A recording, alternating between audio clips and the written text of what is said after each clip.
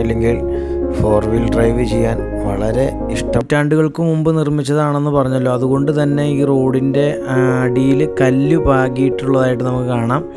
കുറേ സ്ഥലങ്ങളിലൊക്കെ അങ്ങനെ പൊളിഞ്ഞു പോയിട്ടുണ്ട്. പിന്നെ എന്നാലും ചില സ്ഥലങ്ങളിൽ പഴയ ചെത്തി മിനുക്കിയ കല്ലുകൾ റോഡ് പോലെ പാകി റോഡ്.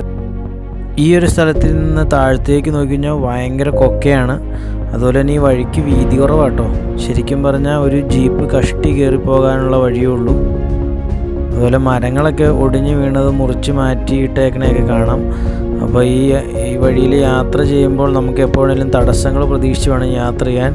എവിടെയെങ്കിലും മരങ്ങൾ മുറിഞ്ഞ് കിടപ്പുണ്ടെങ്കിൽ അത് നമ്മുടെ യാത്രയെ തടസ്സപ്പെടും. ഇന്നും ഈ കൈതപ്പാറ എന്ന് പറയുന്ന ആ ഗ്രാമത്തിലേക്ക് ഈ ഒരു വഴിയേ ഉള്ളൂ. അപ്പം ഞാൻ ആദ്യം കാണിച്ചു തന്ന ആ ഒരു വേളൂർ ചപ്പാത്ത്, അതായത് ആ ഒരു നദി, ഒരു ചെറിയ കോൺക്രീറ്റ് പാലവും ഞാൻ കാണിച്ചു തന്നല്ലോ. ആ പാലത്തിൽ വെള്ളം നിറഞ്ഞു കവിഞ്ഞാൽ ഈ ഗ്രാമം ഒറ്റപ്പെടും. അതുപോലെ തന്നെ ഈ ഗ്രാമത്തിൽ കടകളോ അതുപോലെ മറ്റുള്ള ആവശ്യ സാധനങ്ങൾ ലഭിക്കുന്ന ഒന്നും. ഫോറസ്റ്റ് ഡിവിഷൻ ആളുകൾ ഈ വനസംരക്ഷണ സമിതിയുടെ ഒരു ജീപ്പ് കയറി പോകുന്നുണ്ട്.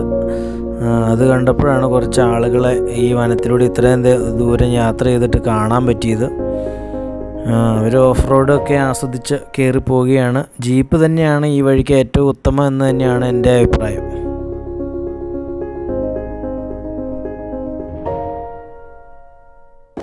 ഇങ്ങനെ ഇടുക്കി വനത്തിൽ ഒറ്റപ്പെട്ട് കഴിയുന്ന ഒരു ഗ്രാമം, കൈതപ്പാറ ഗ്രാമം അങ്ങനെ കാണാൻ സാധിച്ചു.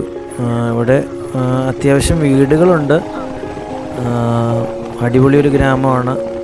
പച്ചപ്പ് നിറഞ്ഞ നല്ല മനോഹരമായ നഗരത്തിൻ്റെ ശല്യമില്ലാത്ത ഒരു ഗ്രാമം. കാഴ്ചകൾ കണ്ടിട്ട് ഞങ്ങൾ തിരിച്ച് മടങ്ങിപ്പോന്നു. കാരണം സന്ധ്യയായി കഴിഞ്ഞാൽ ആനകൾ ഈ പാതയിൽ ശല്യമുള്ളത് കൊണ്ട് തന്നെ നേരത്തെ തിരിച്ച് ഉടുമ്പന്നൂർ എത്തേണ്ടത് കൊണ്ട് തിരിച്ച് പെട്ടെന്ന് തന്നെ ഞങ്ങൾ പോന്നു. അപ്പോൾ ഈ ഒരു വീഡിയോ ഇഷ്ടപ്പെട്ടെങ്കിൽ നിങ്ങൾ നിങ്ങളുടെ അഭിപ്രായങ്ങൾ രേഖപ്പെടുത്തുക, ഷെയർ ചെയ്യാൻ മറക്കരുത്. അപ്പോൾ പുതിയൊരു വീഡിയോയുമായി കാണുമ്പോൾ ഗുഡ് ബൈ.